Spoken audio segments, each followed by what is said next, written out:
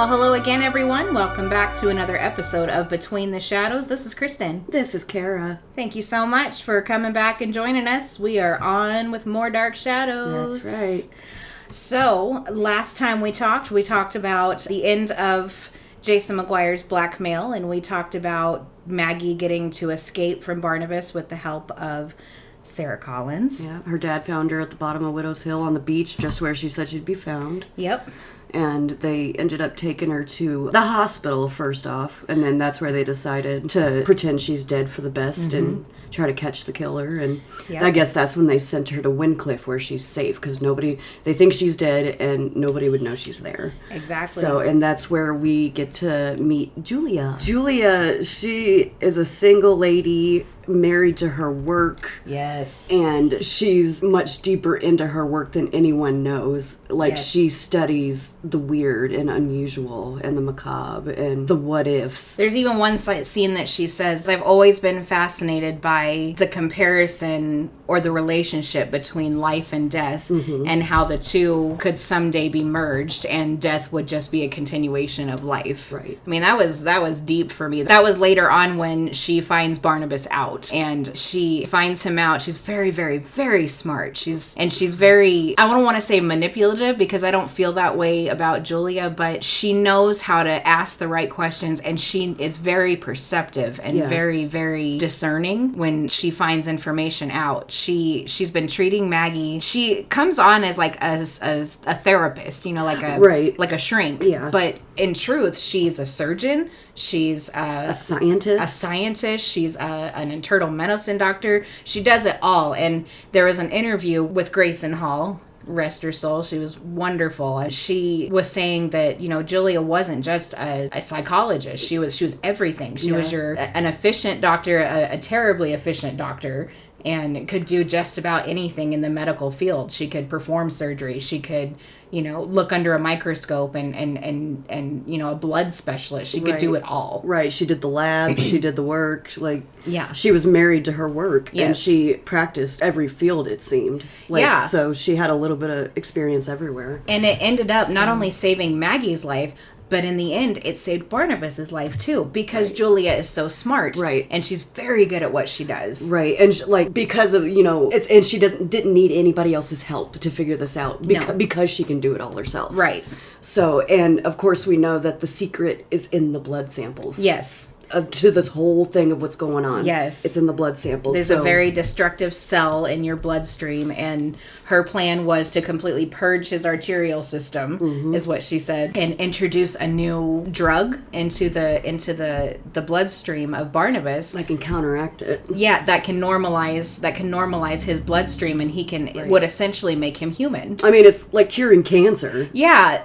In the revival series with Ben Cross, when Julia Hoffman comes on and says, hey, look, I can fix you. He was like, this is a curse. This goes beyond just your science. She was like, no, it doesn't. I have a scientific plan here, and it's going to work. And it's amazing. Yeah, it's incredible. She took this 200-year-old curse put on him by this spawn of Satan, basically, and she made it scientific and made it to where she could cure him. And I think it was just mind-blowing, and I loved it. I was talking with Barry last night, and it's funny because he's like, any curse, you can put a curse on a curse. You can put any curse on a curse, whether it's to cure it or to make it worse or just to null and void it. That's kind of how I look at Julia's treatment for Barnabas. It's like, because he's like, you can't cure this goes beyond medical science and all this. He's like, this is magical pretty much.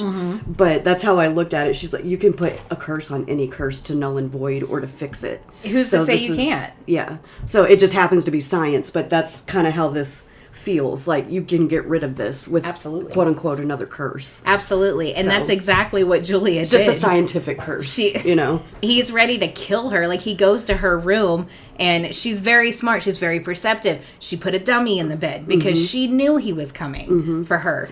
And that's the other thing. She's very prepared before she confronts whoever she's Barnabas. Yes, she's already caught him with the mirror. She's already seen him in his coffin. She's ready for him. And then she confronts him herself and says, okay, well, how would you like to meet tomorrow morning? Oh, well, that doesn't work for me. Okay, what about tomorrow afternoon? that doesn't work for me either. I'll be out of town until after 6 o'clock. Yes, he was like, I'll be unavailable until tomorrow night. And she, in her very confident way, is like, okay, well then till tomorrow night. And I look forward to it. And of course, that evening he comes to her room and she's already ready for him. Right. And he was like, well, you made the mistake of not getting away from here as soon as possible. And she's like, hold on, I can fix you. Mm-hmm. And the look in Barnabas goes from, I'm ready to kill this woman and I'm angry and I'm, you know, this evil vampire that he can't help, to, Doctor, you begin to intrigue me, you know? Like, nobody's ever, to his knowledge, and they didn't know much about witchcraft to begin with, because who really believed in it, right? Right, Until it actually happened. Exactly. But, this is the first time somebody has ever said anything like that to Barnabas, like, I can get rid of this curse. Yes. And he was like, it's just not possible. She's like, no, it wasn't possible 200 years ago. It's possible now. Yeah. And she was like, my whole life, I've been waiting for this, and it's been fruitless until I found you. And This is what I've been working for all these years, this breakthrough. Yes. Medical science breakthrough, like... Yes. So this was a great moment in Dark Shadows when Julia Hoffman arrived. She had a hot arrival. Yes, she had a very hot arrival. And every time I watch it, in that first scene with her and with Maggie at Wyncliffe, I'm like, oh, there's Julia, yes. Mm-hmm. So that's where this story opens up. We went on a big tangent about Julia, but it was definitely worth mentioning. Yeah, got to. Julia's top 5. She really is. She's OG. She stays on till the end. She stayed to the end. And I'm so glad that she did. I'm glad she's not one of those characters that they just axed after a little while. She stayed on till the end. Yeah. Now, Grayson Hall was actually married to one of the writers, Sam Hall, of the show. Yep. And whether it's nepotism or not, it worked out, because I can't think of anybody else who could have played Julia Hoffman. Yeah, and we're not the only ones who say that. I know y'all agree. Yes. I've heard it, I've seen it, I've read it. Try to tell me I'm wrong, I'll wait. But so I think that making the whole town think that Maggie is dead was a pretty smart move on Dr. Woodard's part. Dr. Woodard is the one who's been treating Maggie all this time with her illness, with her loss of blood and her sleepwalking and her different moods and eventually her disappearance. And he's constantly trying to check in with Julia to get an update on Maggie's case, and Julia is very vague or just ignores him completely. Doesn't answer his calls or return his calls. And finally, Woodard gets a hold of her, and he's like, well, what the hell's going on with Maggie? And she's like, well, the vague answers, this and that. There's no change. We haven't really had much of a breakthrough. But all that time, while she's telling Woodard that, she's studying the blood samples. Yes. She's studying the blood samples, and then she picks up on these little things that Maggie says. Maggie can't remember anything. Mm-mm. She can remember vague little things. She can remember a soft tinkling music and a fragrance, and all of it just scares her to death. And her Julia's go-to technique is hypnosis. Yes. That's the only thing that seems to work. Yes. She doesn't come right out, and she tells Maggie, she's like, it's not important that you remember exactly what happened. Mm-hmm. Right now, I want to see what your senses remember. Right. And she was like, can you describe something that, that you heard, that you liked, that you smelled, that you didn't like, or do you feel hot or cold? Just sensory memory. Right. And that was genius. That was genius because it jogged Maggie's memory, because she heard the music and she smelled the jasmine. She was in a cold basement room. Yes. And she felt stone wall, and she realized she was in a cemetery, and that makes Julie go, aha, You just got to put the pieces together. And she ends up taking Maggie to the cemetery. Mm-hmm. And I think, what was it, broad daylight? It was broad daylight. Oh, and that's when Vicky and Burke. Yes. I saw Maggie in the friggin' cemetery. Because this whole time, Barnabas has been grooming Vicky. It's not the same as when he did it with Maggie left. Yeah, he's been getting in her head and sending her these little hints that about Josette and getting her obsessed with Josette. Now Vicky has already had a closeness with Josette because Josette protected her when Matthew Morgan was trying to kill her. Yeah, and then when Laura Collins came, Josette used her to speak through at the seance. And she knows that she's been there for David as well, and David is her number one priority. Yes. So Vicky already feels a closeness to Josette. When Barnabas came, I felt like it just fanned the flame. Definitely. And Vicky just became more enthralled and more curious, and she just wanted to know more. She wanted to know everything there was to know about Josette. So Barnabas starts grooming her by throwing this big costume party. Immediately. Yeah. Like the second Maggie leaves, he's like, well, screw it. on to the next. Yes, exactly. And he tells Willie, he was like, I can't let this room be vacant. It's got to have someone in it. So his pretense for throwing this party is that Elizabeth hasn't seen the restoration of his house and he's finished most of it. Right. So he decides to throw a costume party where everybody is going to come dressed as one of the previous Collins family members. They're all going to look like they did 200 years ago. Yes, because Barnabas still has all the clothes. Right. And that's the last thing Barnabas remembers is 200 years ago. He's still trying to recreate this life he used to have. He's the same man. He's not 200 years older mentally. Right, exactly. He's still that young kid from back then. What was it? Probably 20, 21 years old? I think it's hard to know. Like Josette, I think was around 19 or something when she was supposed sounds to marry about right, Barnabas. especially for that era. You know, like back in the 1700s, if you weren't married by like 15, 16, you were an old maid. Like, you're old. What are you doing? that went for men and women. Yes, exactly. So, I kind of figured between 19 and 21 they were probably. I agree. And so he tells the family, and Roger's excited, Vicky's excited, Liz is not excited. She's like, I don't want to do this. She's like, and her reasons aren't real clear. You know, she just says, I just don't feel like we should be doing this. But eventually, after some convincing, they finally get her to go along with it. And so Roger comes, he tells Roger, you're to come as Joshua Collins, his father. And Elizabeth is supposed to come as Naomi Collins, his mother. And Carolyn is going to come as Millicent, who is Barnabas's cousin, and he saves Vicky for last, and of course she's going to come as the one and only Josette. Of course. And Vicky. You think Willie went as Ben Stokes? We don't even see him at the party, but you know, we all know. Well, the funny thing is it could have worked because in the revival series, it wasn't Ben Stokes; it was Ben Loomis, who was an ancestor of Willie Loomis's instead. It was kind of mixed up a little. I forgot about that, but that's right. So if they had gone that route, then Willie definitely could have come as Ben, but... Wow. Yeah, I forgot about that. Yeah.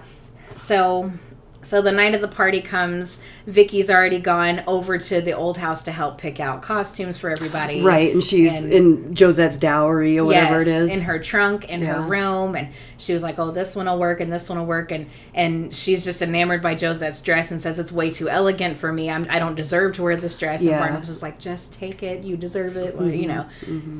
Basically trying to get her excited to be Josette. Right. And then they find a little tiny dress that Vicky's like, whose dress was this? It's tiny, you know, and it was Sarah's dress. And Barnabas is his attitude changes just a little bit and says that this belonged to, you know, a little girl who lived a long time ago, belonged to Sarah Collins. And he's kind of not letting on that it's bugging him, but it is. Yeah. Because I think...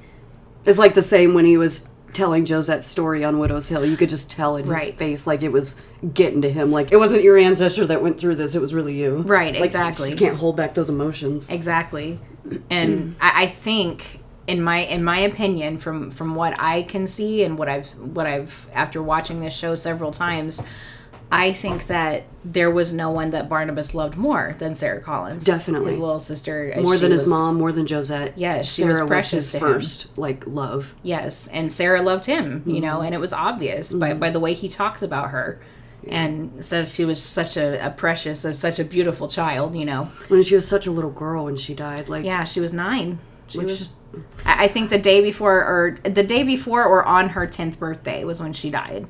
And so she finds that dress. They don't talk really more on it. And the night of the party comes, and Burke has come to take Vicky on a date. Didn't Burke end up going as Jeremiah? Yes, because Vicky runs down to the old house because she feels bad that she bailed on Burke, and she's like, can't Burke come too? And Barnabas was like, I don't want Burke to come, but then he realized, oh, he could be Jeremiah, and I could have a shot at Jeremiah again. It's like Barnabas, he's like recreating, like, it seems like, you know, one of the last moments. One of his last living moments, like technically living moments. I mean, that was their family, you know, they're always dressed to the nines because it's the they're 1700s wealthy. And they're a very prominent family. I mean, the town's named after them. At this, they're very wealthy, and, you know, it's just like he's just trying to recreate, you know, one of the last things that he would remember from being in that house with his family, you know, throwing a dinner party. Or, you know, so it's, like I said, it's like mentally he's not 200 years older. So he's just reverting back to what he knew last. Yes. And he's he wants his mom around. He wants his dad there. He wants Josette there. That's all he wants, because mentally he's still 200 years away. And what we find out later on when they go back to 1795, we find out that he and Jeremiah were very close before. Incredibly. They were uncle and nephew, but they were brothers. Yeah. And that gets brought up too. And we'll talk about this later, of course. But Vicky mentions, is like, I was always led to believe that you two weren't close, and Jeremiah just lit right into her and said, that's not true. How dare you? You have no right to say that. And she was like, whoa, hold on. I didn't realize. And I just read it in this book. Yeah. And he was like, I apologize. He was like, it's just, he's like my brother. He's my nephew, but he's more like my brother. So at one point, Jeremiah and Barnabas were close, but then Jeremiah married Josette, and Jeremiah was just a seed of hatred for Barnabas. Yeah. And how could you do this to me? Right. This ultimate betrayal. Exactly. And there ends up being a duel about it, and which cost Jeremiah his life. Shot his face off. Shot his face clean off. According to the ghost that comes back. Yes. Anyway. But, I mean, he definitely seems to be agitated by Jeremiah Collins now, and he even tells Willie that he'll have another shot at destroying him at the party now that Burke is coming. Like, Barnabas, you really going to do this again? Yes. And he says that he is the worst enemy he's ever had, and if time had permitted, he would have destroyed him. So the party comes, and everybody goes, and they're dressed up, and they're all like, wow, it's like stepping back into the 1700s. And they decide to have a seance, this time just for fun. Yeah. This time just for fun. And so they all get around the table like they do, and Josette uses Vicky again to speak through. And this time Vicky relives Josette, the moment of Josette's death. She's running over the grounds and running from someone. We find out later, of course, it's Barnabas, but she's running from someone. I've got to run, and the cliffs are my only escape. And just as she's about to leap off and name the person who is chasing her, Barnabas leaps up and just stops her. Yeah, just breaks the circle. Yes, and he says, I couldn't let her go through it again. It was the only way I could save her. Again, this is not Barnabas Collins' ancestor. This is Barnabas Collins. So he relived that moment, too. He has plenty of slip of the tongues. Yes, he really does. But nobody picks up on it. But nobody picks up on it. It's nuts. Nobody picks up on it. And it's just funny to me. I was going to say that. It's like this whole series. I mean, I guess that's the point. Nobody knows. But it's like he made it through the whole show, and nobody ever almost was never found out. It's like Julia's the only one who ever really knew. And she, Willie, obviously. Yeah, and they become his closest allies. Yeah. And even the women he loved never found out who he really was, know, and it just... It's like, I feel like this whole Dark Shadows as a whole in Barnabas, it's like the whole show, he's just trying to get back what he lost. But then in the process, learning to love the Collinses that are there for themselves. And it takes a while. It takes a long time. Honestly, I think it's until he becomes human when Dr. Lang comes along and creates Adam, you know.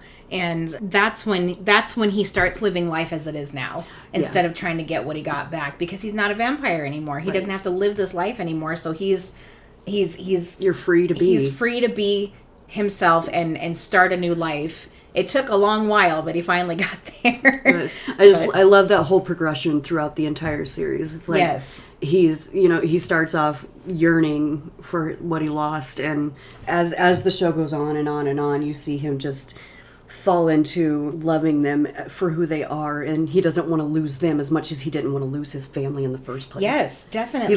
He ends up loving them, and like they are his mom and dad, and sister and lover, David's his little brother or whatever. You know, like I loved seeing that progression, and then by the end, of course, we all know. Yes, definitely. He definitely becomes like Barnabas Collins of 1966 instead of Barnabas of the 1700s. He slowly kind of becomes his old Barnabas self again, like the loving and caring and man that he was. Definitely, I agree. I love it. After the seance, Vicky goes out to get some air since the party is essentially over. But not before she sees a little girl standing at the top of the stairs as she's on her way out. And the others don't see her, but she tells Barnabas that the girl seemed to be wearing the same dress, the little dress that they found in the trunk.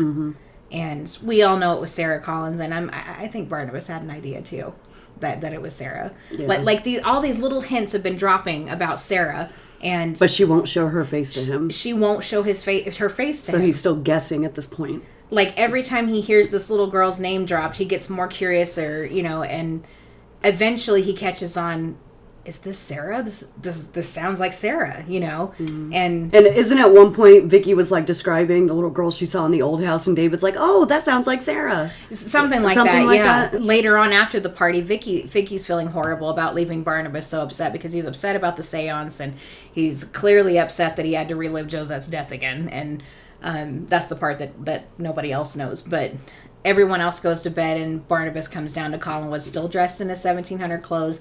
Vicky still dressed like Josette, and he goes to thank her for her efforts on the party because she was thoroughly excited about it, and she did her part to get the others excited about it too. Mm-hmm. And he gives her Josette's music box. Yeah. And he told her that how much she was like Josette, and that he said that he felt that is what helped make the party successful. And the music box was a quote unquote thank you gift for helping with the party, but this was Barnabas's next step in grooming her. It was his lure. Yes. To get her. It was a pretense. Barnabas has got all these pretenses for, you know, helping Vicky along in the process of becoming Josette. Right. And, you know, the next day she comes in and brings the dress back, and she's pressed out all the wrinkles, and she insists that Willie hang it up in the room instead of throwing it back in the trunk. She was like, I can't let you do that. This dress deserves to be hung in her room. And Willie's like, yeah, okay, fine. Just put it down over there. And Willie tells her that Barnabas commented that he should have the party on the following day because the following day was Josette's birthday. And it was a legend that Josette had got the music box on her birthday. So this is what prompted Vicky to go to the cemetery. Right. And put flowers on Josette's grave. And on that same day, she brings Burke because Liz insists she doesn't do it alone because it's weird, and why would you do that? She's been dead all these years. And the attacks at this point are going on again. Right. And Vicky's like, I want to. I feel like it's something I need to do. And she's like, fine, just don't go alone. And she takes Burke, and Burke thinks it's trying to talk her out of it the whole friggin' time. Burke thinks it's a load of crap, but he goes anyway because it's Vicky. And this is where the stories collide. Yes. Because that's when she sees Julia and Maggie in the cemetery. Yes, she was like, that those two women over there, one of them looks like Maggie Evans, and Burke was like, she's dead, you couldn't have seen her. I mean, Julia's brought Maggie to Eagle Hill to see if it'll jog her memory because she mentioned she was in a cemetery. Yeah. And she, you know, shows around some of the graves and says, does any of this look familiar? Look at that clump of trees over there. And but they see Burke and Vicky off in the distance. You know, they're not close. You know, they see each other from a distance. Doesn't Vicky even shout out Maggie's name? I don't think so. And that scares Julia and Maggie off? I think she goes, Burke, I think that's Maggie Evans, and I think Julia hears them. Okay. And she ducks away into the mausoleum and takes Maggie with her. Well, Maggie seems to remember something about that mausoleum, and it scares the crap out of her. And Maggie seems like very disturbed by the name Collins. Like the name Collins is getting to her, and she's like, okay. Yeah. So this is where Julia makes a pretty clever turn in her investigation. She asked Dr. Woodard to introduce her at Collinwood as a family historian who wants to do some information on the Collinses. And he's like, why, Julia? Yeah, exactly. Because she still hasn't told him anything. Yeah, he's about completely Maggie's in case. the dark. He knows nothing. Yeah. And being Maggie's doctor, you know, going this long without any answers, I think I'd probably be antsy too. You know, it's so Julia keeps it completely concealed that she's a doctor. She is just Julia Hoffman. Right. And she has come to do some research so that she can write a book. At first, Liz isn't real big on the idea, but Vicky convinces her because Vicky's enamored by the past, same as Barnabas. Right. She convinces Liz to let her do her research, and she tells Julia, look, you got to talk to Barnabas. He's the guru, man. He's the one to talk to. And Barnabas just completely shuts her out. He's like, look, I'm not interested. I'm not interested at all. Yeah. But Barnabas is really the one that she's come to see because she's curious and she's got her suspicions. And she even plays this little game with Maggie and the doll that Sarah has given her. She's like, let's find out the doll's name. And then she rattles off all these Collins' names. Elizabeth Collins Stoddard, Carolyn Stoddard, Sarah Collins, and the only one she reacts to is Sarah. Sarah's my friend. She gave me the doll. And she was like, okay, let's try one more time. And she says, my name is Barnabas Collins. And she just flips out, just becomes completely hysterical. And then Julia's like, Ding, okay. ding, ding. Ding, ding, ding. Yep. So this is when she goes to the old house to talk to Barnabas again after he's already turned her down. And she pulls out her little mirror and she can't see him in the mirror. And then the next day, I think she sees him in his coffin and she's got him. Yeah. And then that same night is when he shows up in her room, and she claims that she can cure him. And Barnabas brings her to the old house in the middle of the night after this happens, and tells her to go to the basement and select a room as her laboratory.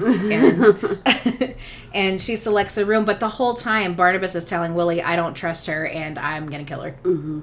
She's not going to get back to Collinwood. I'm just going to kill her. Julia's like, well, to kill me would be your downfall. Yeah. Because if I die, I've got insurance waiting. You'll be exposed. Yeah. And he was like, who would talk? And she was like, Maggie Evans. And Maggie Evans is dead. And she was like, is she? And so Barnabas is just shocked that, holy crap, Maggie is still alive. And Julia's like, yeah, and I've got her well hidden. And she hasn't said anything yet. Yeah. But she's on the brink. Yeah, she was like, she just remembers little pieces. And she said, but eventually her memory will come back and she will remember everything. Mm-hmm. And he was like, she remembers enough for me to figure out it was you. Yeah, exactly. And he was like, well, she'll tell whether you're dead or alive. She was like, true. But as long as I'm in charge of Maggie's care, she'll never remember. Yeah. And I'm in charge of her treatment, and I can make sure that she'll never remember. Mm-hmm. And because selfishly, it would interfere with Julia's plans, too. Exactly. For this scientific breakthrough. This is a major breakthrough for her. So, you gotta... You win some, you lose some, and... In Maggie's case, it's a losing case with Julia because Julia's got an ulterior motive. Yeah, she wants to help Maggie and everything, but she's more concerned with her scientific breakthrough right now. And she wants to complete it. She wants to see if it'll work. Right. And I think that's taking precedent in her mind over Maggie. Definitely. She has taken a very strong interest in Barnabas's case because it's so unique and so rare, and who the heck has ever heard of a real living vampire, you know? And she's positive that she can cure him. So in the long run, Maggie's going to be fine. Physically, she's fine. And with Julia's help, she can be normal again. Keep that one part of her memory blocked forever. Right. And essentially be Maggie Evans again, which is exactly what she does. Mm-hmm. There's a scene where Sarah comes back on the scene and she's crying, and David's like, why are you crying? You know, David's out to play and he finds Sarah and asks her why she's crying. She's like, I've lost my friend Maggie. And David was like, well, I'm sorry, Sarah, but Maggie's dead. Mm-hmm. And Sarah just laughs at him. Mm-hmm. She was like, she's not dead. She's like, if she were dead, I would know. Mm-hmm. And David was like, well, how would you know? She's like, I know. She's like, there's things that you know. I know who's dead. Yeah. And we pretty much already guessed that Sarah is a ghost. And Sarah, because she's a ghost, she knows who's dead and who's alive. And she's like, Maggie Evans is not dead. I just can't find her. And she does eventually find her at Wincliffe and helps her escape. Yeah. And she picks up the doll off the bed and gives it to Maggie. She says, now call the nurse. Mm-hmm. Call the nurse. And Maggie does call the nurse, and she comes and unlocks the door, and Maggie leaves out of the open door and locks the nurse in the room. Yeah. And Sarah's Maggie a little escapes. Diversion for the nurse. Yes. She's singing her little London Bridge, you know. And how'd you get in here? Exactly. And then she turns her back again, and Sarah's gone. And Maggie escapes from Wincliffe. And with the help of Sarah, and Sarah takes her all the way back to Collinwood. They said that Wincliffe, in the very beginning, they said that Wincliffe was 100 miles from Collinwood. And Sarah took her all the way back to Collinwood and then disappeared. Because the next scene that we see Maggie, she's walking into the door of the Blue Whale, where Vicky and Barnabas and Burke are all sitting having a drink. Yeah, you could hear crickets when she walked in. It's like, it's like even the music in the bar. I don't think it did, but that's... No, it actually did. Did it? Okay. Like Vicky turns her head, and there's Maggie standing at the door, and just everything is just silent as Maggie walks in. It's like one of the most quiet moments of the entire series. You have that very foreboding music, that boom, boom, and she just... But... Oh, my God. To back up just a little bit, they're all in the bar because... they're celebrating Vicky's awesome find. She's found this house that she's just terribly in love with. Oh, yeah. And she's come running into Collinwood to tell everybody, I'm in love. And Burke's like, hey. And she's like, no, I found this wonderful house. And they want to go down and see it. Well, Barnabas comes to crash it. You know, he's like, well, I want to go too. Let's go. You going to live here too? Yes. And this whole time they're doing this, there's just this giant pissing contest going on between Burke and Barnabas. And Burke is completely impatient with Vicky because she's gone upstairs to put something warmer on and she's taking 5 ever, you know? Yeah. And Barnabas is like, well, a man should be willing to wait for all eternity for the woman he loves. It's like, okay, not everybody can be you, Barnabas, but okay. And, you know, he's being very sweet and very patient, and Burke's like, come on, talk, you know, and the second she gets down and he was like, all right, well, let's go. And Barnabas was like, you look very lovely. And might I say, well, worth the wait, my dear. And it's just a pissing contest back and forth. You know, Burke is very agitated and Barnabas is very sweet, and they keep disagreeing with each other. Well, I like heat. Well, I like the ambiance of the past. I like chocolate. I like vanilla. Yeah, exactly. And it just keeps going back and forth and back and forth. And they go and see this house, and Vicky falls in love with it. And that's why they're at the Blue Well having a drink when Maggie walks in. So, man, it was intense. That was an intense moment of the show. And Maggie doesn't... Because, I mean, I can imagine watching it live back then. Yes. And, like, is this really going to happen? Is this really going to happen? Yes. When it does happen, I can imagine the feeling, how people felt, because I'm sure I felt the same way. Yes, when and it happened. The whole time Barnabas has got his face, you know, turned away from Maggie, because he knows the second she sees him, it's going to be over for him. And she is checking him out. She can't quite figure out who he is, but she knows. Like she sees him, and then turns around and falls to the floor and says no, and then passes out. Yeah. And he's like pivoting in his chair very slowly as she keeps coming around. Yes, and she's just she like... pivots with him, you know, yeah. and pivots with him. And it's just such an intense and awkward scene, and you're like, holy crap. Is it all going to come out? Yes. Like, oh my God. It's great. It's so intense, and oh man. So that is where we are in our story, ladies and gentlemen. And I'd like to stop there, and next time we will continue on with the next part of this story. This is just where Maggie keeps trying to get her memory back, but Julia keeps her word to Barnabas and makes sure she doesn't remember. And so that's where we'll go from next week. It's been fun, and I can't wait till next week. Yes. But for now, guys, let's just keep it between us and the shadows, and have a good night. Good night, everyone. Bye. I had to stop them. I had to send you away again, because you are truly gone, as the past is gone. I must live in the present, and if I am to have you at last, you must be someone from the present. So go away, and never come back. Any of you. You've been listening to Between the Shadows, a Dark Shadows podcast.